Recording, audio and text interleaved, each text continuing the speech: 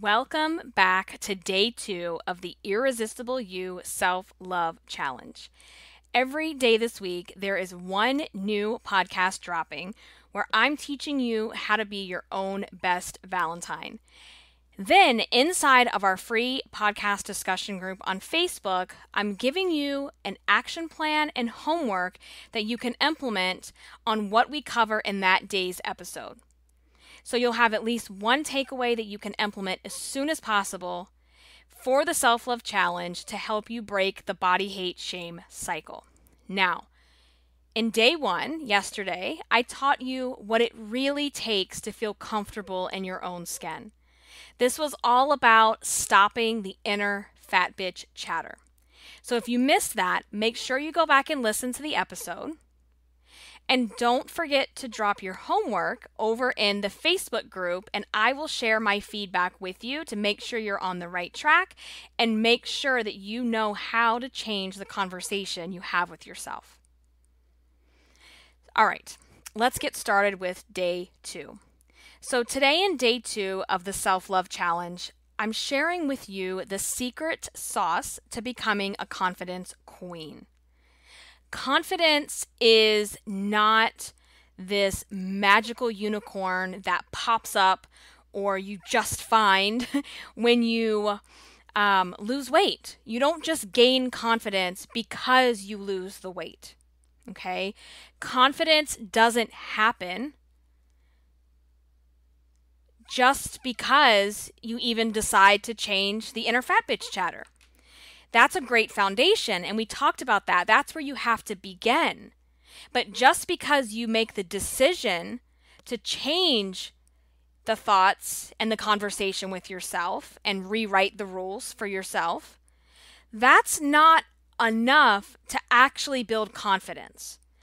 Because we can rewrite the thoughts, we can rewrite our rules, we can change what we say to ourselves. But until we take what we're saying and actually implement and take action, we're not going to have the confidence that we dream about. Because confidence doesn't just come from thinking about it. Confidence comes in the doing. And confidence, I always say this, it's like a muscle that you have to work out every single day. And when you don't work out your confidence muscle, it does what any normal muscle would do. It starts to get weak and it starts to shrivel up. And so confidence is something that we don't achieve. We don't just achieve it and then we're there. And I think that's a misconception out there, is that when we gain confidence, we never lose it. And then when we do lose it, we beat ourselves up thinking, well, what's wrong with me? How come I used to feel so good, or I used to feel like this? Why can't I get it back? And it's because confidence is a muscle that we have to keep working out every single day. So, leading up to my wedding, which is almost 10 years ago now, which is crazy, I, of course, was like, have to lose weight, got to get in the dress, right? And I had lost about 60 pounds. Now, I wasn't at my goal, but at the time, I was closer to my goal weight than I had been in years. And everybody took notice. Everybody in my life noticed. They were asking me what I was doing, how are you losing the weight? Everybody was giving me these amazing compliments. Except I didn't fully believe the compliments. I couldn't understand how anyone actually thought I looked good if I wasn't at my goal weight. Okay? And I just remember thinking, well, oh my God, like if you could see what's under these Spanx, like you would not be saying that when you see all this like roll out of these Spanx. And I literally could not understand how anyone really believed, like really was coming from like a true place of like, oh my God, you look so great, you look so amazing. I would just think you look amazing for now. That's what I thought. And so when they told me these things, I would always compensate by saying, thank you. I would do the thanks but. I call it the thanks but. I would say thanks, but I still have a long ways to go. thanks, I'm trying, thanks, but, I still have some weight to lose or whatever. I would always have the thank you but. The thank you but. And I'm sure you've done that as well yourself. And because I wasn't at my goal weight, I couldn't believe that they thought these things. And it wasn't because of that. It wasn't because the goal weight had nothing to do with it. Right? And I talked about this in day one, is that the actual weight has nothing to do with it. It's the association and the identity that you have about yourself and what the weight means. Right? And so the reason I couldn't accept these compliments and the reason I had to do the thanks but was because I didn't believe it for me. I didn't believe that I deserved those compliments. So it wasn't that anyone else had ill intentions and that they were coming from a bad place. They probably truly 100% meant what they said. But I couldn't believe that because I couldn't believe it for myself.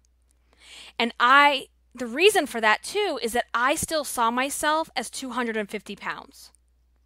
I still had the thoughts and the beliefs and the feelings like I was still 250 pounds. And that affected my actions. So these thoughts that I had about what my weight meant and what people must be thinking, and I would make up these stories in my mind about what they must think about me and these assumptions they must have when I walk in the room or when I walk into a store. That affected my actions. And what I mean by affecting my actions is that it held me back. It held me back from doing things that I didn't feel worthy of doing, that I didn't think I could do at my size, that I thought were only reserved for thin women. So a great example of this is like still worrying about weight limits. Still worrying about, oh my God, what if there's a weight limit? Because that was something for my whole life that was like so scary to me. And that was one of the reasons that really held me back when my husband wanted to get us kayaks. And I was like, no, that's not really for me. I don't want to do that. I'm not doing that. That's for like those granola cargo short wearing girls. That's not me. I'm like super girly. I don't sweat. No, thank you. It had nothing to do with that. It was easy to say that because my deep-rooted fear was, holy shit, I think there's a weight limit. Even though I had lost the weight. I wasn't at goal. I wasn't by any means skinny, but I wasn't at my highest weight. And I could do things that I couldn't do at a higher weight. But I still thought like someone who was 250. And because I still believed that, it held me back from doing things that were fun. It held me back from taking action and trying out things. And it's the same thing with like, I don't want to wear shorts, or I don't want to wear a dress, or I don't want to wear a bathing suit because I'm too fat. And I hear the same thing from women that have even lost their weight, just like my story I shared, because you still have the inner fat bitch chatter that's telling you, who do you think you are to wear that? Like, ooh, you better be careful. I bet you there's a weight limit. And then you're going to be really humiliated in front of all these people. Don't you dare get on that roller coaster. What if you get in and your ass can't get out? I even had this experience, I think it was last summer, and I did a podcast episode on it. You have to scroll on back through the archives when I went to Busch Gardens with my daughter for the first time, and I was on some Elmo Sesame World ride. And, these rides are built for kids, and you have to ride with her because she was, really young. And I was terrified that I was going to get her out of the little boat and my ass was going to be stuck. Or I was going to get in and they were going to go, oh, you're too fat, you don't fit. And it's like these thoughts, even with all the work I have done, and I do this for a living and I teach this, I still have those moments where I have to check myself. But if you don't have the tools and the resources to check yourself, these types of thoughts will dominate your life, and these types of thoughts will make your world and your life small. Because you're living in fear and you're so scared of what might happen or what might be said to you. You know, I would walk in a store and sometimes I still have to check myself. And I think, oh my God, what if they tell me this isn't my section? Because that happened to me. When I was at my highest weight, I had a woman in a department store tell me, completely unsolicited, quote unquote, help. Like, I didn't ask for your help, bitch. Okay? She comes over and says, out of nowhere, excuse me, but your size is over there in that department. Like, first of all, bitch, you don't know who I'm shopping for. You don't know what I'm doing here. And it is not your place to make that assumption. And so I still have those moments where I'm like, oh my God, what if they say something to me? Even when I'm shopping in the section that I know I can fit into. And so if you don't ever do the work, if you don't have the tools and the resources to check yourself, your world is going to shrink down. Your world is going to shrink, and you're going to have a really small world that you're living in. Okay? And I've heard this same story from lots of other women, including women inside of my signature program. From women who have had weight loss surgery, to women who have had, lipo and tummy tucks after a major weight loss. Because when that quote unquote fat girl has been your identity for so long, that's how your brain sees you. That's how you still identify yourself with. And this is why, even if you lose all your weight, you still carry around the inner fat bitch chatter. Because that has been your identity for so long. This is why we see, which I don't even get me started on this show, The Biggest Loser. This is why we see people on The Biggest Loser can lose hundreds of pounds in a super, super, super contained environment. And the minute they step back out into the real world, we've all seen it, they gain everything back plus some. Because they haven't done this critical piece. They haven't learned how to stop the fat bitch chatter that we talked about. They haven't learned the secret sauce to becoming a confidence queen. And so their brain is just like, nope, that's just who you are. You're just the fat girl. You're just that, like that inner fat bitch chatter just keeps going and going and going. And no matter how many diets you do, no matter how much weight you lose, you will never feel good enough.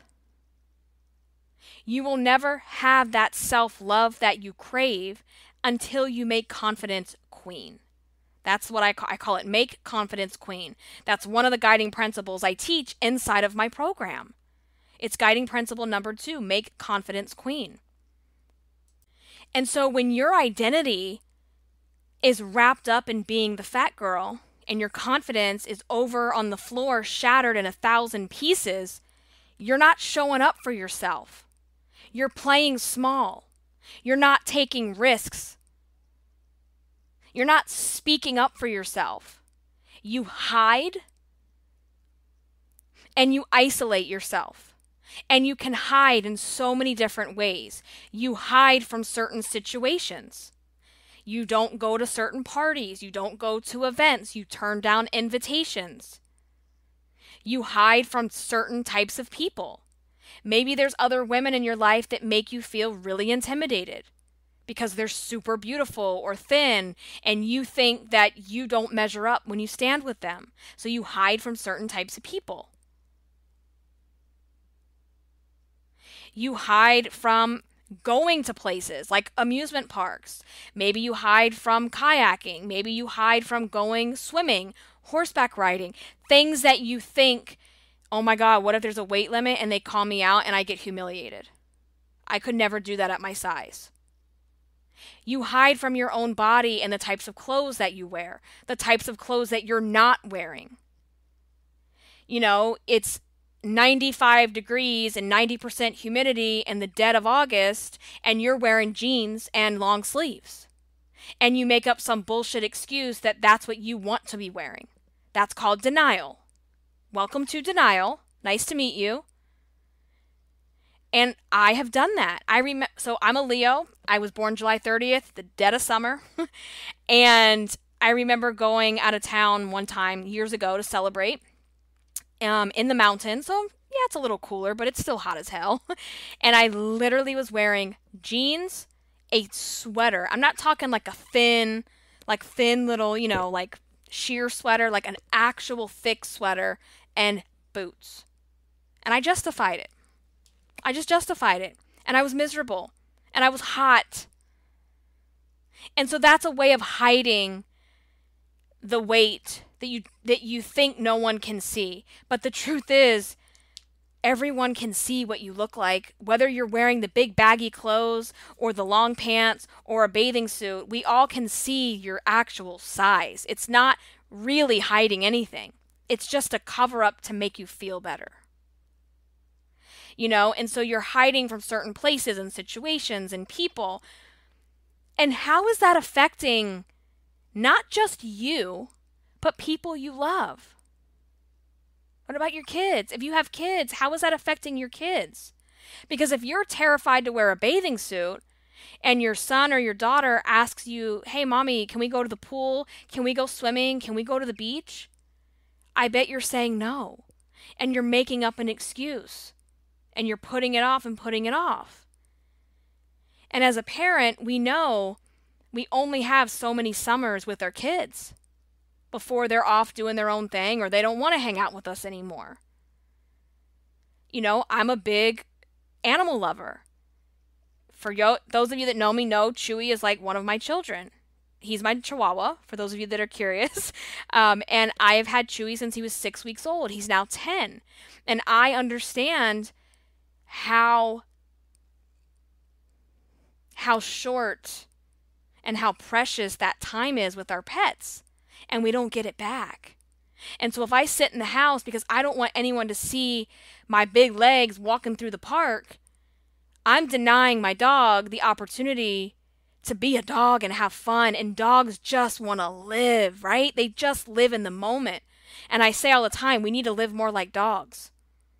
Because they just live for the here and now. They're not worried about how fat they are and what other people think. They act like morons and they don't care. Because they're having fun and they're happy.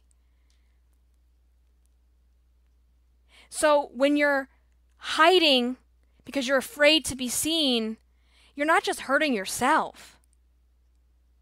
And when we talk about hiding, again, think about the ways that you're hiding in your day-to-day life.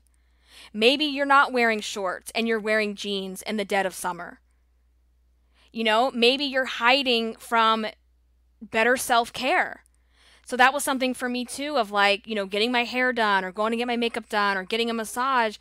I wanted to do those things. I wanted it so bad, but I was so scared because I didn't have the confidence to do it because I was afraid of what someone else was going to say or think.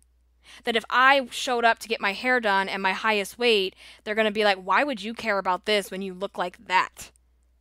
And I would make up these stories without having any proof of evidence that they thought that way. Because when your confidence is shattered and you have no self-love, these are how the things that you feel, that you think about yourself, so you project it onto other people.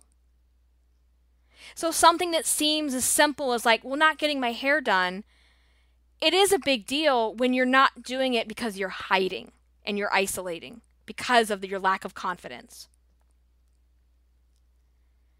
It also shows up, and I'm going to say it shows up with you and your partner. Maybe you're not having sex as much as you want to.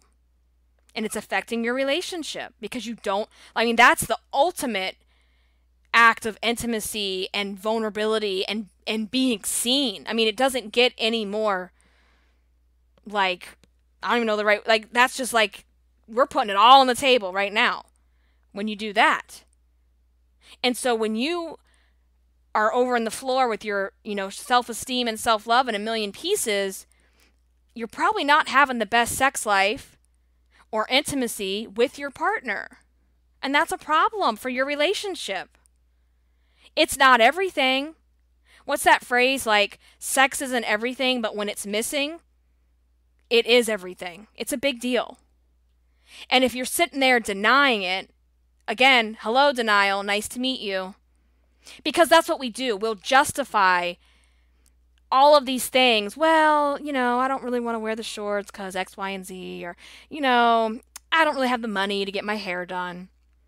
I don't need to have sex all the time. It's not that big of a deal. Like you sit there and you justify because you don't want to admit how much this affects your life and how small this makes your life and how much time this wastes and shaves off of your life, off of your kids' life, off of your pets, off of your partner, off of your job, off of everything. I said it the other week, and it's true. It's an infection. It infects all these little components and areas of your life until you fix it. Maybe it's stopping you from starting a business or getting a promotion because you don't want to be seen. And to take on a job with more responsibilities, to start a business, well, yeah, girl, you got to be seen. So hiding and isolating yourself and not taking action because your confidence is in the gutter, it shows up in a number of different ways that you probably thought, or you probably think don't even have anything to do with confidence, but they do. So here's a couple examples. Are you someone that chronically overthinks decisions? You can't make a decision to save your life. You're always overthinking and second guessing yourself. That's a lack of confidence. Okay? And so instead of just taking action, you overthink and you overthink to where you now have overthought so much that you don't trust yourself to do anything. Another way this can show up is perfectionism. Perfectionism is not a positive trait. And I think sometimes that's what you want to spin. Well, I'm a perfectionist. It's like, no, that doesn't get you a badge. That's not going to get you a trophy. If you sit there and brag to me, like humble brag that you're a perfectionist, we need to have a conversation about that. Because it's not something to be proud of. Now, there's something to be proud of when you strive for excellence and you strive to do amazing work. But as long as you're striving for perfectionism, and I'm talking about perfectionism in the sense that you then become paralyzed. You then can't make decisions. You can't take the first step because you're so scared it won't be perfect. It's that whole thing like, why even bother? Because I know I can't do it perfectly, so I'm not going to try at all. So perfectionism has everything to do with a lack of confidence. I want you to think of it this way. This is how I want you to think of yourself.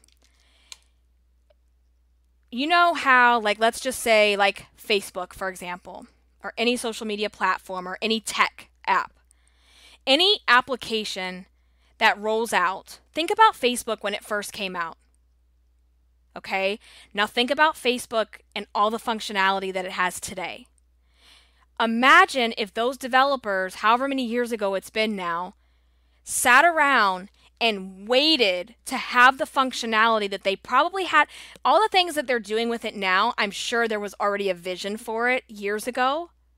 But can you imagine if the developers sat in a room and they said, well, we're not going to launch any of this until we have it exactly perfect and exactly how our vision is.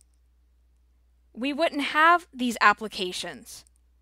And so you see with Facebook and other tech, they'll roll out an application and it's like version 1.1, right? And then we get used to using 1.1 and then Facebook says, oh, just kidding, version 1.2 is out now.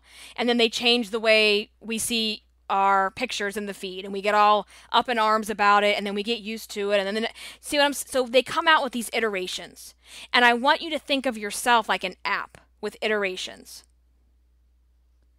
And getting it out into the world is more important than waiting for everything to be perfect, because it's never going to be perfect.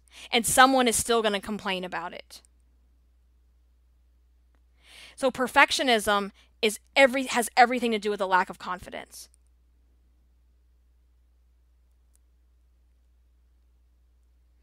And we talked about denial. Denial, again, when you're constantly in denial and trying to justify why these things are okay, that ties right back into not having the confidence and the self-love that you need. Not showing up for yourself. Not showing up for yourself. Not going all in on what you say you're going to do. Not keeping promises to yourself. Staying wet and miserable under your wet blanket that we talk about all the time here. All of those things have everything to do with a lack of confidence. And so overthinking, not taking action, perfectionism, not showing up for yourself, staying in your wet blanket, staying in denial. What do you do with all that? What is this secret sauce that we're talking about to become a confidence queen? Here it is. This is your audible highlight at the moment. If there was a highlighter, this is where you're going to highlight. The secret sauce to become a confidence queen is to take imperfect action before you feel ready. I'm going to say it again. The secret sauce to become a confidence queen is to take imperfect action before you feel ready. Because here's the deal. You'll never feel ready. Matter of fact, the more you think about it, the less ready you are. The more you think about, oh, those shorts. I don't know if I can do that. I don't know if I can show up in a bathing suit. I don't know if I can do this. I don't know if I can initiate sex. I don't know if I can get my hair done. I don't know if I can do this business. And the more you overthink it and try to make things perfect, you're going to feel less and less ready the more you do that. And so to build confidence, to build that muscle, we have to build it before we have it. Think about that. You don't start building muscles at the gym when you already have muscles. You have to go with the flab and the scrawny, you have your scrawny, flabby arm, and that's what you start with. And you take imperfect action. You may not know how to lift those weights yet, boo, but you're doing it. You're doing it every single day. You're like lifting, and you're perfecting the form every single time. You don't go in on day one with like the perfect form. You perfect it every day. Just like that Facebook app. Remember the first Facebook? It was so bad compared to now. But we couldn't have what we have now if we didn't start with what we started with. And it's the same thing with you. You can't have the life you crave. You can't have the life you deserve until you start working with the life you have. And meet yourself where you are now. Not where you want to be, but meeting yourself where you are today. And you do that by taking small, imperfect actions on a consistent basis. That's the key. Small, imperfect action consistently. That's how you build confidence. And I'll say it again, it's not enough to just observe your inner fat bitch chatter and rewrite the rules and rewrite how you're going to think about yourself. Again, that's our foundation. That's where we start. But we got to then put those new rules into action. And the way we put them into action is to take imperfect action. So all that, I got to wait till things slow down. I got to wait till my life gets easier. I got to wait till the kids graduate. I got to wait until, tax season is over. I got to wait till, that's the kind of stuff I'm talking about that has to stop. Because if you keep telling yourself, I'll do it when I'm less busy, I'll do it when the money is better, I'll do it when XYZ, you're never going to do it. You do it when you decide to take small, imperfect action starting today. And my signature program, Make Confidence Queen, is the second guiding principle in the framework. So we have the Irresistible You framework that has 5 guiding principles. Make Confidence Queen is number 2. And we talk so much about what it means and how to take imperfect action so that you can gain confidence and no longer need the external validation. You don't need the external validation from the scale, from people giving you compliments, from wherever it is you're getting that external validation. You won't need it.